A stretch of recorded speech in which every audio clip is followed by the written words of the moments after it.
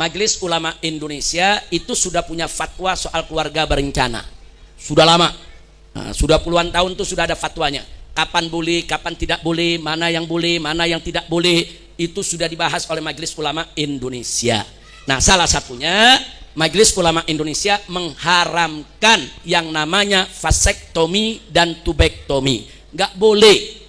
Nah, jadi kalau sudah diharamkan oleh ulama, ya kita sam'an wa ta'ah, sami'na wa ata'na. Karena ulama tempat bertanya kita. Allah nyatakan dalam Al-Qur'anul Karim, faqala ta'ala fas'alu ahla dzikri in kuntum la ta'lamun. Tanyakan kepada ahli zikir, yaitu tanyakan kepada para ulama, para fuqaha, kalau kamu tidak tahu hukumnya. Nah, apa yang sudah difatwakan oleh ulama, selama ini umat udah nerima, nggak ada yang ribut. Semua nerima. Diharamkan vasektomi bukan berarti diharamkan KB, bukan. KB-nya, Bu, ya, itu ada fatwa. Kapan KB itu boleh, kapan itu tidak boleh, kapan disarankan, kapan tidak dianjurkan. Kalaupun keluarga berencana itu dibolehkan dalam satu kondisi, maka cara KB yang bagaimana yang dibolehkan, itu dibahas oleh fatwa ulama. Nah, salah satu yang diharamkan adalah vasektomi. Bu, kira-kira jelas gak? Nah, makanya kita sesalkan dan kita prihatin. Begitu ada seorang kepala daerah, gubernur di wilayahnya, saudara, menjadikan vasektomi sebagai syarat terima bansos. Jadi disampaikan masyarakat di Jawa Barat, kalau mau terima bansos harus vasektomi. Enggak vasektomi, enggak dapat bansos. Saudara, ini jadi problem. Satu, berarti yang bersangkutan melawan fatwa MUI. Yang kedua, saudara, mayoritas penduduk Jawa Barat itu orang Islam yang ikut fatwa ulama, yang mereka diharamkan untuk melakukan vasektomi. Saudara, tahu-tahu sekarang kalau mau dapat bansos harus vasektomi. Ini pemaksaan.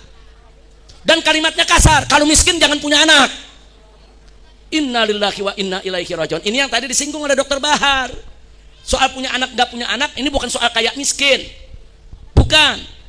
Nah, jadi alasan dia ini karena tingkat kemiskinan tinggi di Jawa Barat. Mengatasi kemiskinan bukan dengan vasektomi. Mengatasi kemiskinan bukan dengan memandulkan umat, bukan. Mengatasi kemiskinan dengan membuka lapangan kerja. Betul, Bu? Bagaimana cara mengatasi kemiskinan? Satu, berantas korupsi. Dua, buka lapangan kerja. Betul. Tiga, ringankan pajak. Jangan dikit-dikit, ini pajak, itu pajak. Ibu beranak kena pajak juga. Astagfirullahaladzim. Kira-kira jelas gak? Nah, jadi mengatasi kemiskinan itu bukan dengan ngatain orang miskin. Orang miskin gak punya anak. Orang miskin jangan belagu. Mengapain orang miskin punya anak? Ini nggak punya etika. Etikanya nggak begitu. Banyak orang miskin punya anak, anaknya jadi orang semua. Banyak orang miskin punya anak, anaknya berkah. Bapak ibunya miskin, ternyata anaknya yang jadi kiai, yang jadi dokter, yang jadi insinyur. Banyak, siapa bilang? Dan banyak orang kaya punya anak, anaknya nggak ada manfaat, anaknya narkobais, anaknya menjadi bajingan, anaknya keluar masuk penjara. Nah, ini soal punya anak dan mendidik anak, bukan urusan kaya miskin. Betul, Bu? Nah, maka itu di sini saya mau sampaikan kepada semua, karena ini IBTV didengar di semua, termasuk di Jawa Barat, saudara, bahwa mensyaratkan dapat bansos dengan vasektomi, saudara, itu adalah tindakan rasis, fasis, diskriminatif. Kenapa? Karena mayoritas umat di beragama Islam yang diharamkan vasektomi. Jadi kalau enggak vasektomi enggak dapat bansos, berarti orang Islam yang miskin di Jawa Barat enggak boleh dapat bansos. Enak betul. Dia bikin syarat seenaknya.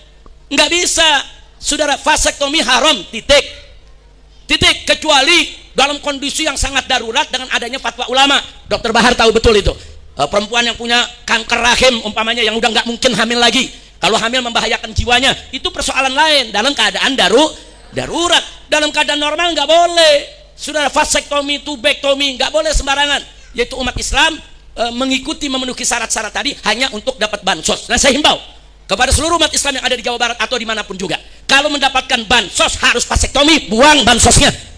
Nggak usah kita ambil bansosnya, lempar aja ke muka tuh orang tuh bansos, suruh makan sendiri tuh bansos.